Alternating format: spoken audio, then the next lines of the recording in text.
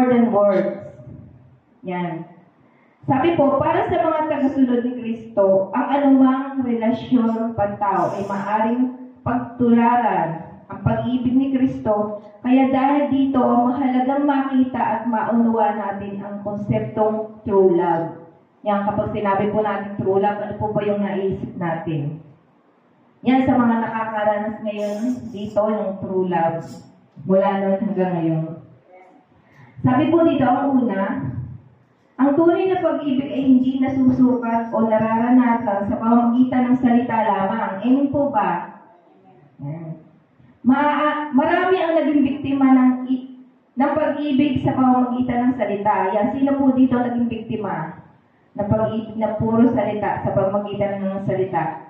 Ng matatamis na salita, malikhaing salita.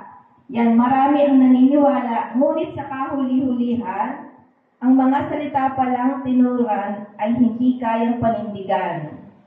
Yan, isa palang huwad na pagmamahal. Yan, kapag po yung puro salita lang tayo, na walang kasamang gawa, ito po ay, sabi nga, ay isang huwad na pagmamahal. Pangalawa po, nilalaki pa ng gawa ang salita upang ito'y maging tunay na pag-ibig. Kapag po yung salita natin ay nilaki pa natin ng gawa, ito'y masasabi nating tunay na pag-ibig. Sino po nakaranas na noon? Yan. Pinatutunayan po yan. Sabi po, ang ating Panginoong Jesucristo ay inilarawan bilang salita. Di ba po si Jesus Christ nilarawan bilang salita? Ngunit hindi siya nanatiling bilang salita lang. Yan. Ang salita ay nagkatawang tao. Nakipamuhay sa mga tao at ipinamalas ang kanyang walang hanggang pag-ibig. Amen po ba? Hanggang sa kamatayan sa krus. Yan, napakadakila po na pag-ibig ng Lord kasi mula ng simula hanggang sa kamatayan ng krus, talagang ipinagkaloob niya yung true love para sa atin. Oo, hanggang sa kamatayan sa krus. Words and action go together. Yan. Sabi po, hindi sila maaaring paghiwalayin yung words and action.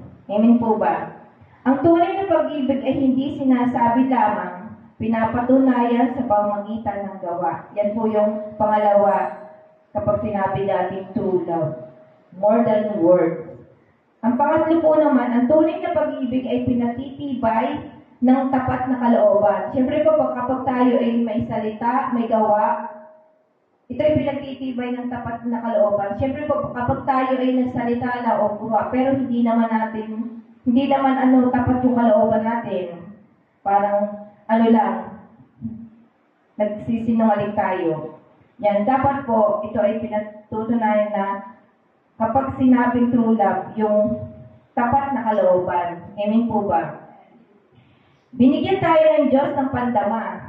Yan. Upang maramdaman natin kung ang sinasabi at ginagawa ng tao ay bukal sa kanyang kalooban. Naranasan niyo na po ba yun? Yung naramdaman natin, yung feeling natin na talaga bang true love yung pinakikita ng tao sa atin.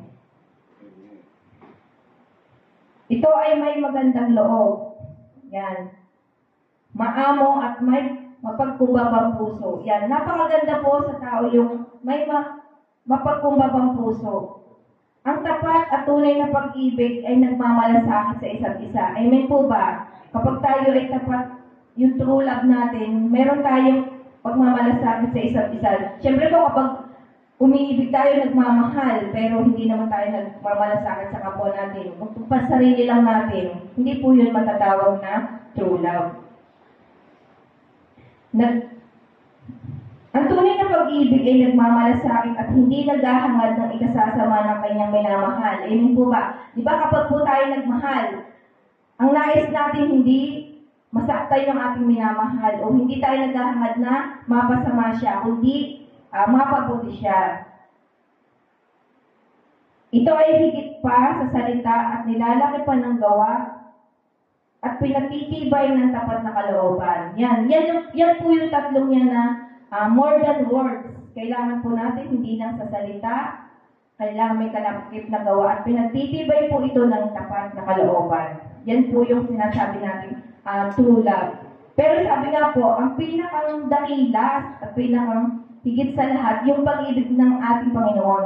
Kasi hindi po natin mapapantayan yung pag-ibig ng ating Panginoon. Dahil siya lang po yung walang dungis. Yan, ang pag-ibig ng God ay true love. Siya ang dapat maging true love natin. Amen po ba? Dahil tayo ang true love ni God. Yan. Ngayon po, handa na ba nating tanggapin si Jesus Christ sa buhay natin sa oras na ito? Bilang ating tunay na love, true love. Dapat tayo ay maging handa, malinis ang ating puso, ang ating salita, at ang ating mga gawa. Amen po ba? Palakpakan po natin, Panginoon.